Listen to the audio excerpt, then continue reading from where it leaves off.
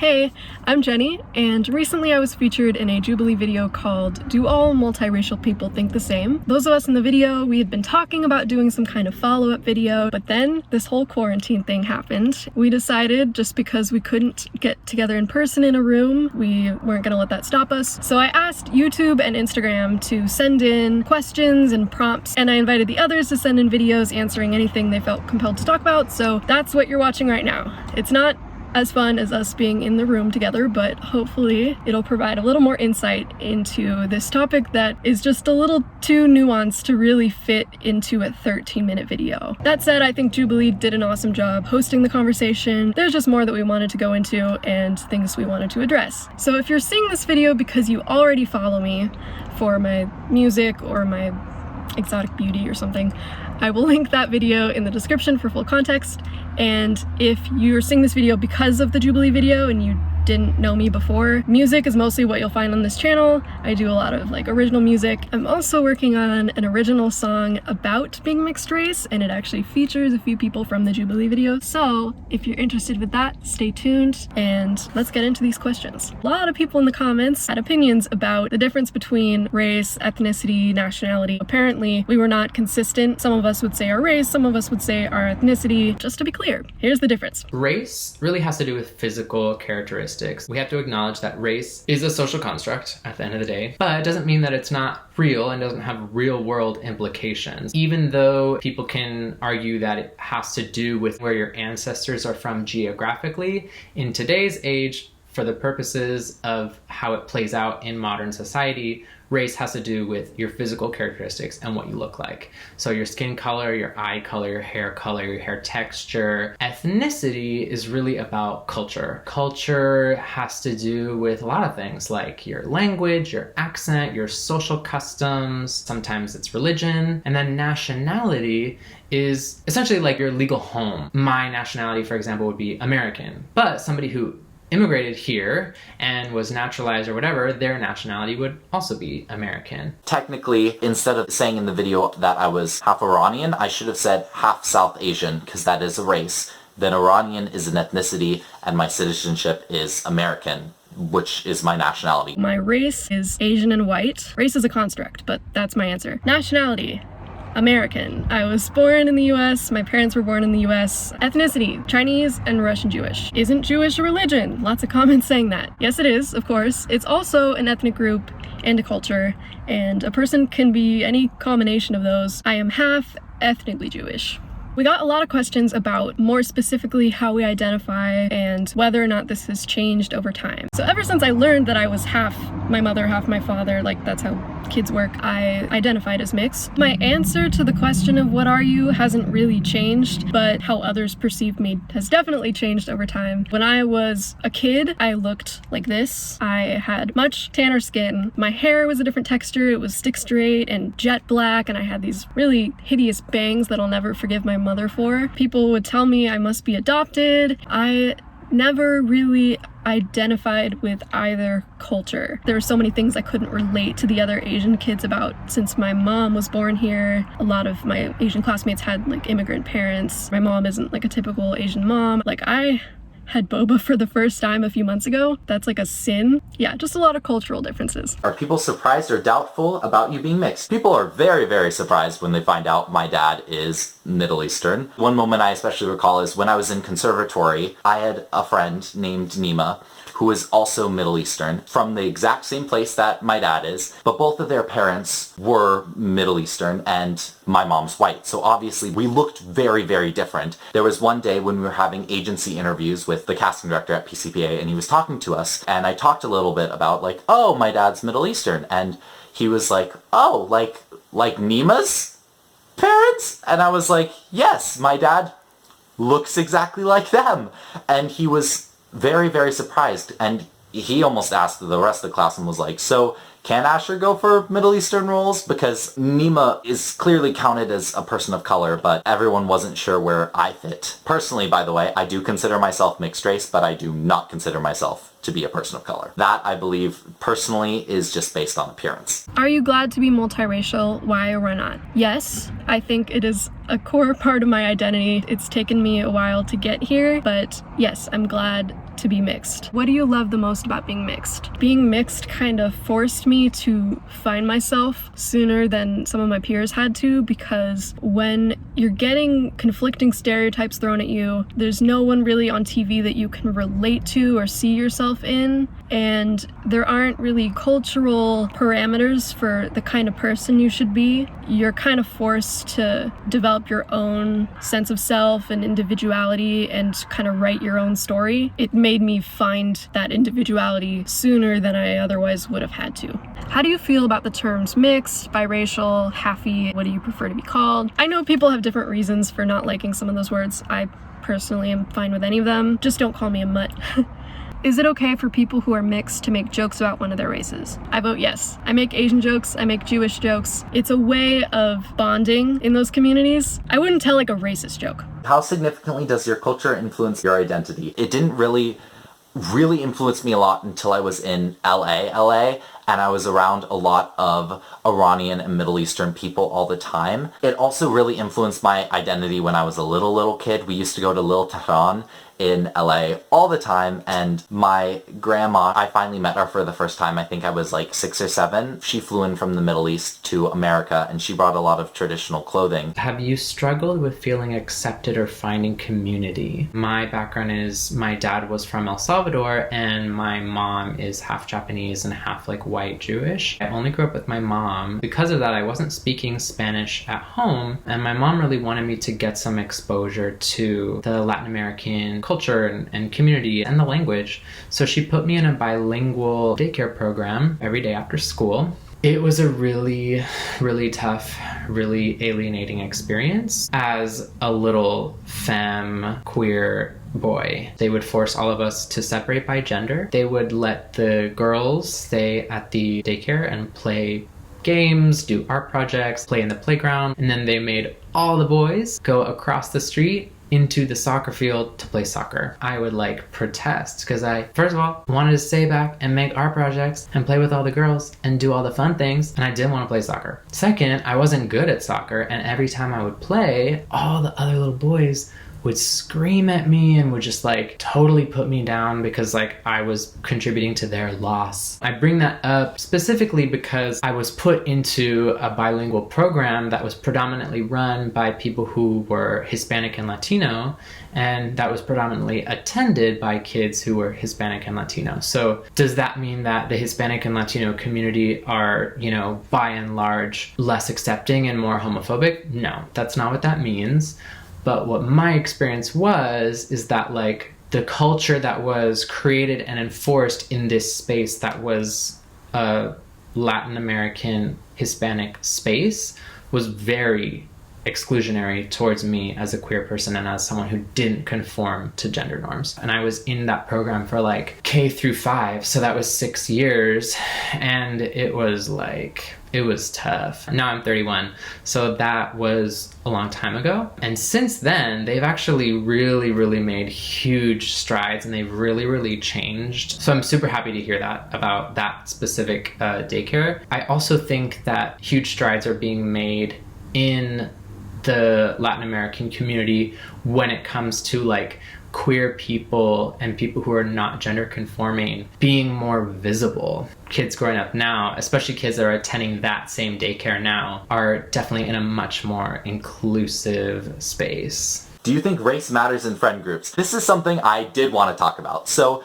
in a lot of my friend groups growing up, I did have one friend who was half white and half Filipino, but the rest of my friends were all white.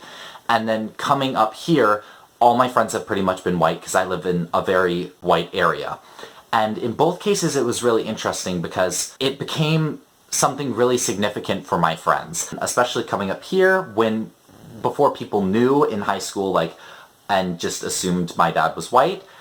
People didn't ask any questions about it. And then as soon as people saw my dad, then people really wanted to know. And a lot of my friends talked to me about it, and they asked me about Middle Eastern culture or like my dad's experiences. It's been really interesting, I think, for them to be able to hear from me just the differences and some stuff about racial profiling. There have been times where we've been treated very poorly in the airport because people have been very nervous and worried about my dad because of stuff that happened with 9/11. It's a good conversation for me to have, to be able to talk with my friends about that. And it's also funny sometimes when they're like, tell me a Middle Eastern prayer, or like, can you speak Farsi to me? And I don't speak Farsi, but I do know some Farsi prayers that I used to say when I was a kid.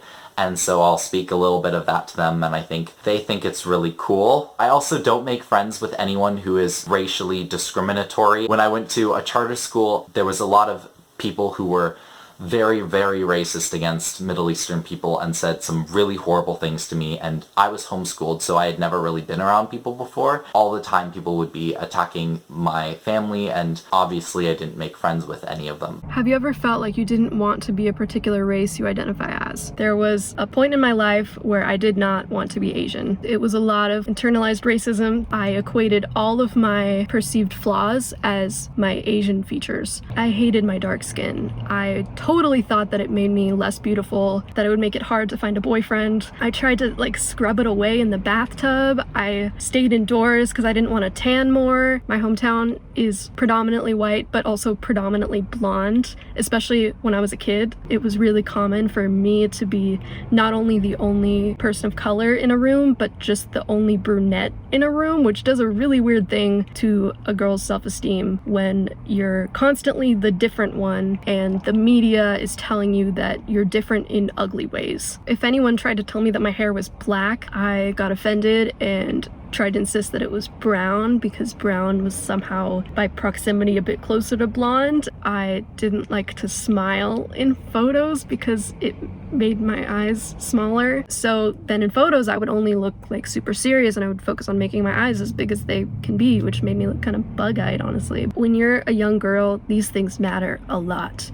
And you're constantly being fed messages that your value is in your appearance. I'm in a much better place now. So to all of you who commented things like, I feel bad for Jenni, I'm in such a better place now. What's a myth you want to refute about being mixed? Something that's so common, I think just like with people in general, is this feeling of needing to choose part of our identity to identify with. So am I going to be more identified with my Latin American heritage, or am I going to be more identified with my Japanese heritage, or more identified with my Jewish heritage? Like, where's my loyalty? This pressure to just choose one. And that's something that I totally refute. That's not how humans operate. Like, we're multidimensional beings. All parts of my identity are just that. They're all parts of me. Are you ever told you're not blank enough or that you can't claim one of your races? There was this one time where I was at the mall trying to buy Japanese food, and the employee at the counter had a lot of questions about what am I? And this was like a full adult and I was like 14 or something. I was a kid. He was trying to guess what kind of Asian I was. By the way, you shouldn't have to guess too much to get Chinese. Just going for the statistical answer. It took him a while. He was guessing like Korean, Japanese, Vietnamese. Finally, he got to Chinese. And then he tried to speak to me in Mandarin. I was like, sorry, I don't speak the language. And then he said, oh, okay, so you're not really Chinese. That really hurt. I mean, I was already 14, I was already dealing with the whole identity crisis thing, but just being told from an Asian person that I wasn't Chinese made me feel awful. Of course, my mom came through, yelled at him, went all mama bear on him. I really love my mom for that. Did you ever feel as though you were only accepted by one race when it was convenient for them? Not within my family or friends, maybe just the general scope of white America. Being mixed is kind of trendy now, and there are a lot of white influencers co-opting mixed aesthetics, and it wasn't trendy before. As a kid, it wasn't cool to be mixed, but now for some reason it's cool. Growing up, when there weren't tensions with the Middle East, everyone was just like, oh, well, it's fine, like, Ashur's white. When good stuff was happening about Middle Eastern culture. For example, the Aladdin movie came out, and I had some problems about the casting because I felt like they weren't really giving very many Middle Eastern people the chance to be in the movie, and they had people who were not Middle Eastern in the movie playing roles that I believed that should be played by Middle Eastern people. And a lot of people were like, Ashur, get over it. You aren't a part of that. You're not allowed to have comments on that or contribute to that. But then as soon as something bad is happening with the Middle East, for example, when in January and we filmed the mixed race video, because it was a couple months ago, we were in a lot of tensions with Iran and the Middle East at the time. And a lot of people were talking to me about it, and a lot of people were saying some really awful stuff and really racist stuff because suddenly when it was bad, then people wanted me to be that. When it's good to be Middle Eastern, nobody ever wants me to be Middle Eastern, and then as soon as it's a bad thing, then everybody's really ham about it and really messages me and gets really aggressive about it. What race do people assume you are, and what effects of that have you faced? A lot of people thought I was Hawaiian, Filipino, Native American, and what's interesting is that it's weird, like I was ashamed to be my own version of dark, I was ashamed to be Chinese, but then when other people would think I was like Hawaiian, Filipino, or Native American, I thought that was cool. I was flattered that they thought I was one of those groups. Do people treat you differently when they find out? People treat me differently now in general than they did when I was darker. In a conversation, I feel like I'm respected more and listened to more,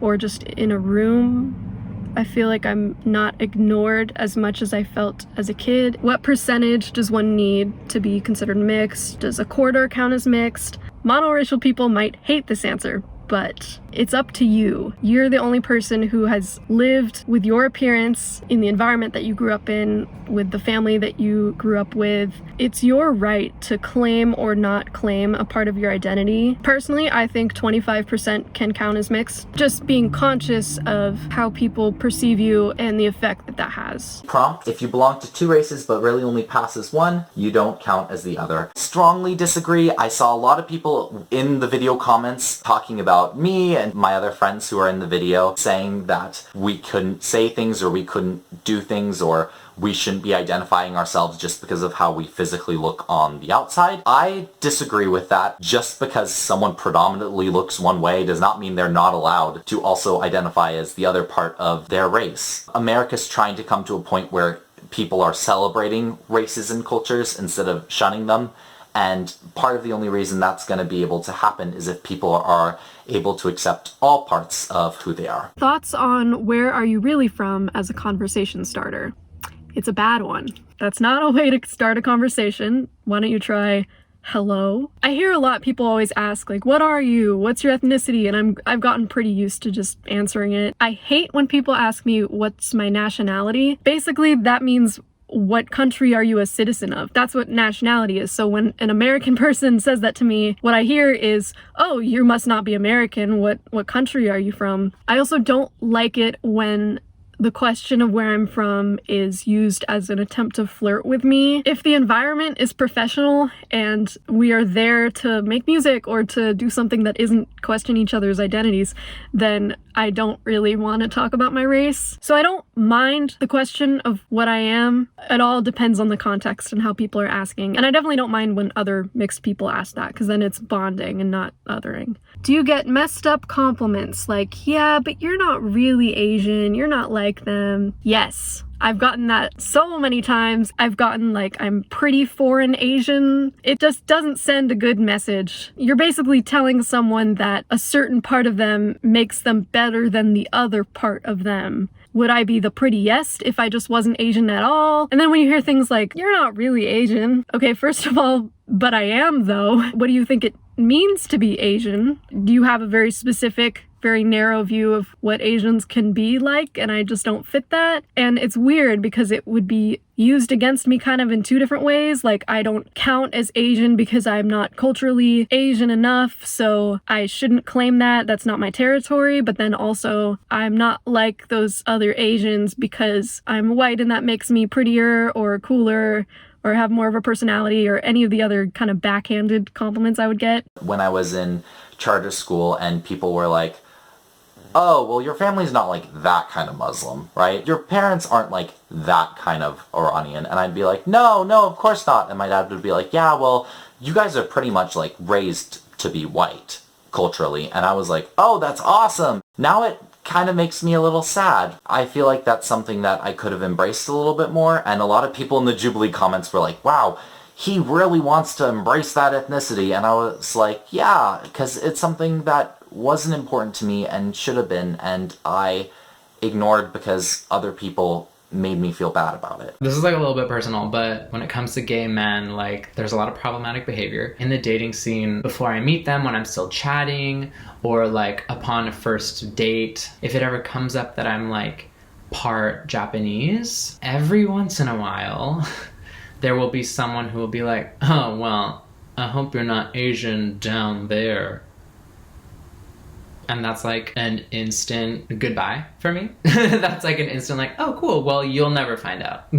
We all know that stereotype, and like it's such a tired old stereotype. The fact that people are comfortable enough to make that kind of joke to me after I have talked about the fact that I am part Asian and like my grandpa's fully Asian, that's like an instant cue for me to be like, okay, cool, goodbye. Like, don't need to humor this. Are you open to dating any race, or do you see yourself with one of the races that you are? I've had crushes on people from all racial groups. I really don't have any kind of racial preference. Discuss mixed fetishism with dating. Oh boy, okay. I've gotten a lot of fetishy comments from people, or people hitting on me and trying to use my race as a pickup line. Just gonna tell you, that's not gonna work. Pickup lines, first of all, usually don't work, but if they do, it's because the pickup line is like surprising or clever. If it's about my race, it never is. I'm white enough to keep white people comfortable, but Asian enough to keep them intrigued.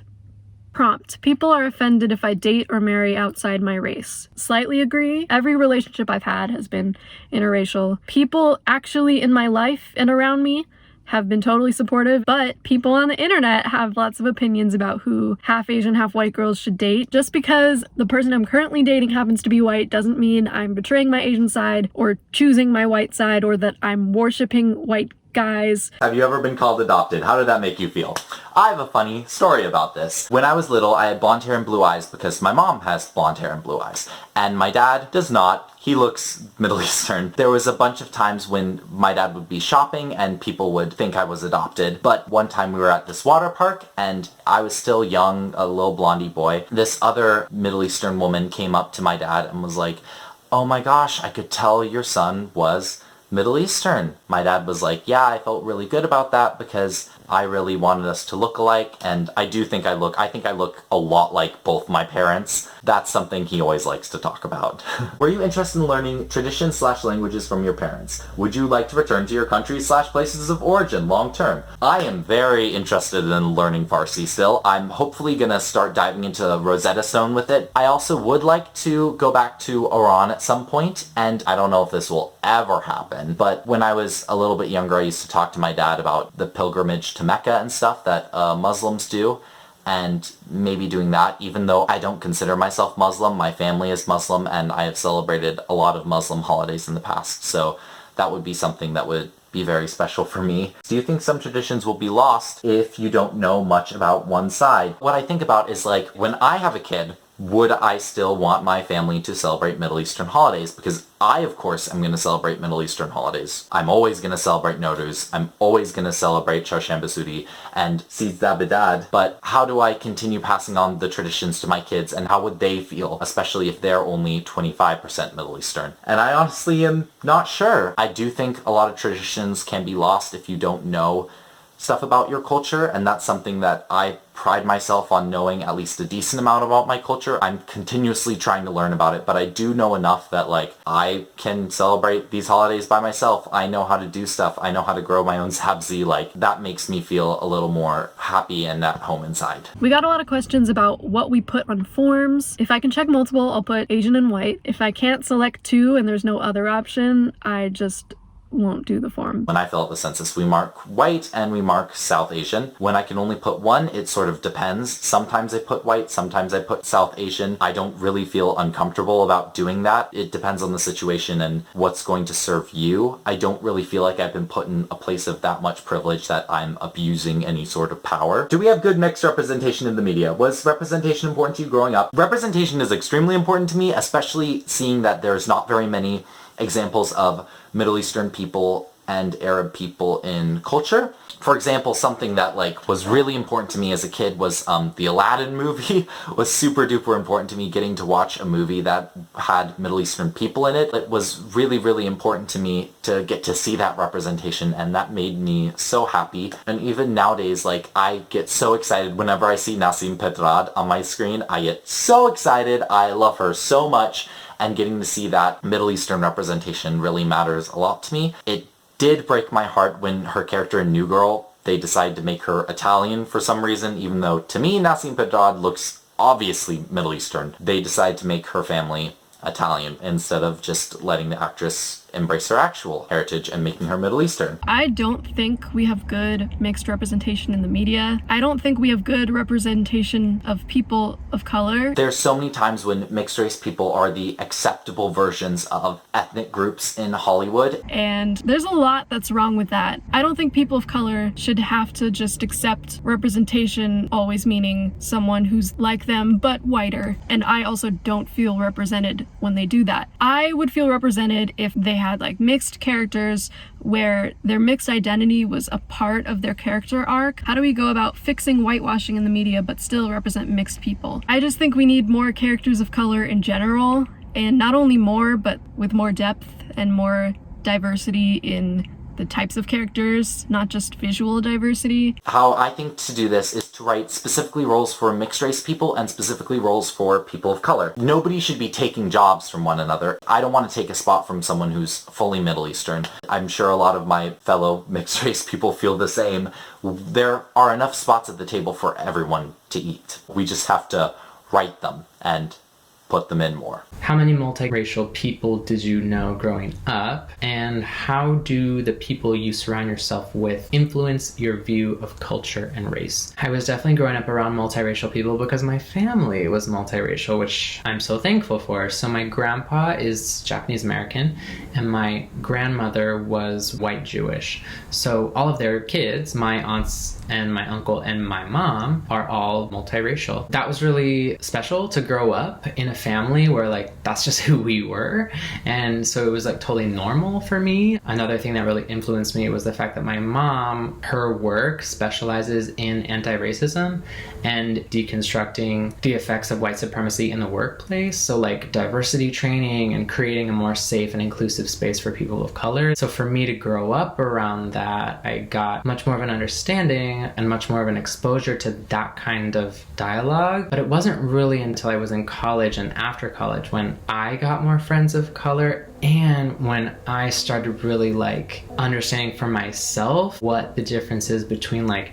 individual racial bias and then the larger systemic structural racism. When I started really understanding that stuff and when I started really talking about it more, most of my white friends were not comfortable talking about that stuff, and most of my friends of color were. So I definitely leaned into my relationships with people of color because I had to talk about that stuff. It was like on my mind. I was thinking about so much. I needed an outlet. So nowadays, like essentially that's what it takes to be my friend these days. Comfort talking about race and ideally identifying as anti-racist. I would be interested to hear you talk about race as a system. How is that system constructed? What are your opinions on how to go about fixing racism if it can be fixed? Oh my God, if I talked about all my feelings on the system of race, that would be a whole video. But to summarize, race is a construct. If you look at how America has defined whiteness, that has shifted over time. Like Italians used to not be considered white. Irish people,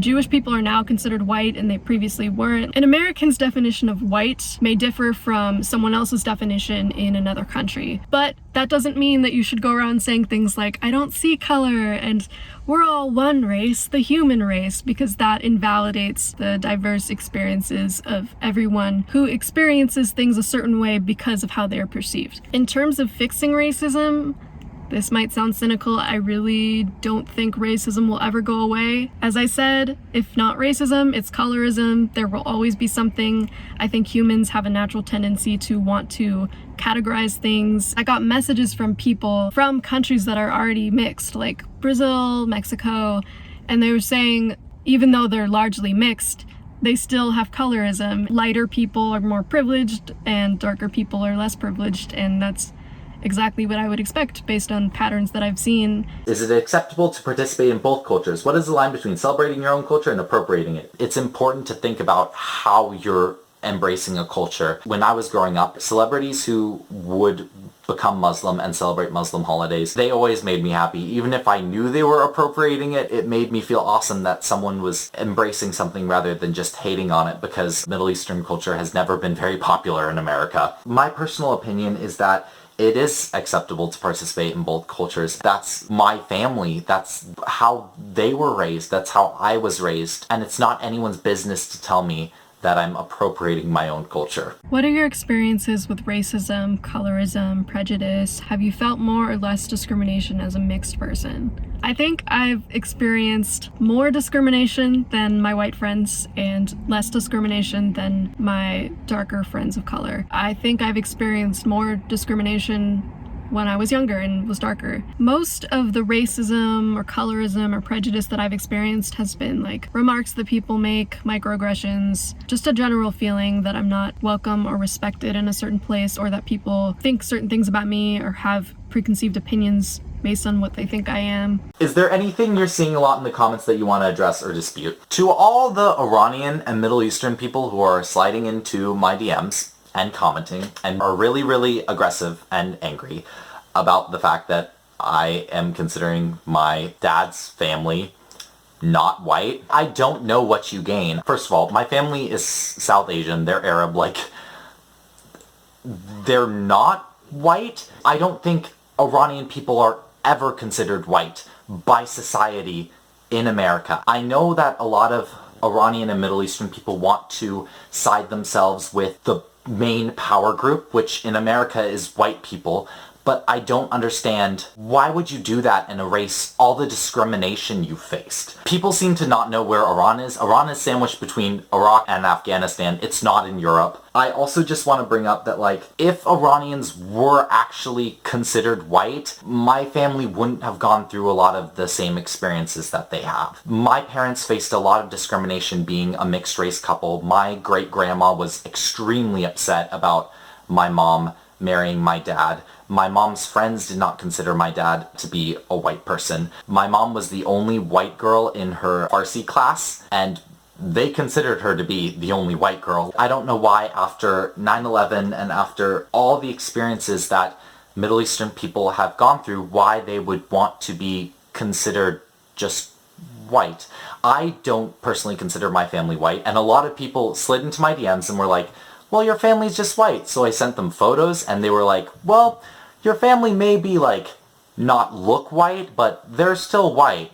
And I kind of was like, how does that make any sense? I'm sorry, you're experiencing the same racism. If you're experiencing this racism and discrimination for not being white, why would you want to consider yourself white and align yourself with your oppressors? It doesn't matter anyways, because my family is not Caucasian, they're South Asian. But it made very little sense to me. And before doing the Jubilee video where I was celebrating being Middle Eastern, nobody had ever considered me just white, because being just white was kind of a good thing, and the moment I get to do something and have it be a good thing because I'm Middle Eastern, then people don't want that. I don't know. That was just my personal feeling, is boiling it down to, like, we're white now. We're being considered white. The census wants us to be white. Let's be white. Look at me.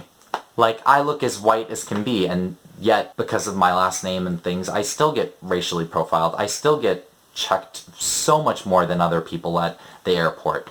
When I'm with my dad, especially. When I'm with my family, so many times more. If we were just considered white, I don't think that sort of stuff would be happening. And there are Northern Iranians that can consider themselves white because they are white. Go ahead. My personal feeling is identify yourself as whatever you want, but my family is not, and that's that. I saw this a lot in the comments. I'm not ashamed to be white. I'm proud of all of my heritage. I'm so proud to be Chinese. I'm so proud to be Jewish. There's a difference between apologizing for being white or being ashamed to be white and recognizing that it gives me some advantages. A lot of people ask me to elaborate on the comment I made about not taking up space. I think this coronavirus racism thing is a good example of that. If people are having a conversation about racism they've experienced because of this virus. As someone who's mixed and hasn't experienced that, it's my place to listen, educate myself, and not to speak over them or speak on their behalf for things I don't understand. And that's important to me because I've been on the other side of it. I've been the person in the room who felt that she was being talked over or ignored because I was darker. So now that I'm lighter, I am looking out for how I'm behaving. This question is for me. I am 100% Jewish, and I feel offended that Danny would make an amazing trip learning about Jewish culture just a free trip to Israel. Can he please explain? First, I just want to say, like, that's super valid, that reaction and that response. To be honest, like, as soon as I gave my answer during the filming, I regretted how it came out. It is a mischaracterization, and it is just an oversimplification of what Birthright is. Like, Birthright is not just a free trip to Israel. Like, is it a free trip for people of Jewish descent? Yeah. And that's an amazing thing that makes it really accessible for young adults who typically don't have a lot of money to go. But the other fact is that it's so much more than that, and it was way more than that for me. I keep in touch with some of the people that I went on the trip with. It really actually planted the seed for me to, like,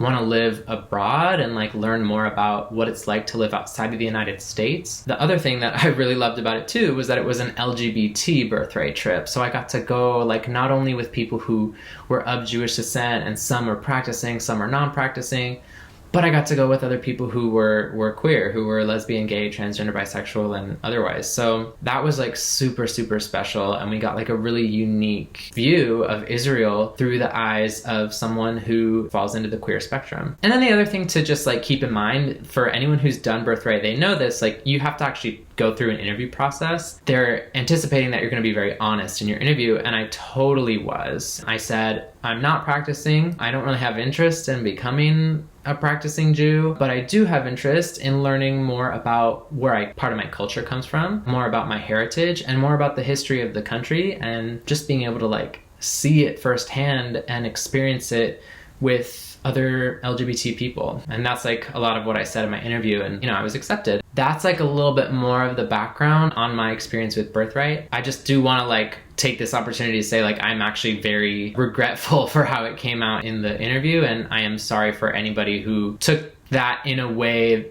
for me to minimize how important and how special Birthright is, because it is very special, and I loved my time so much. What could your parents have done to ease your understanding of identity? I think my parents did an absolutely great job at raising me with both cultures. It was hard once you let outside forces affect you, but my dad did a great job instilling a lot of pride about my race and my ethnicity from a very young age. Nowruz was always one of my favorite times of year. I got so excited for it every single year. I loved setting up the sofra, and we'd always go and get a goldfish, and I loved that. And my mom did such a great job of embracing that culture. She actually spoke Farsi herself, even though she was completely European white, and she had gone to school to learn Farsi. Both of them did a great job at acknowledging both cultures. My mom was raised Christian, so we still celebrated Christmas, and bringing them together and mashing them into one. Do your siblings identify differently? Do you have different racial appearances or different experiences with being mixed?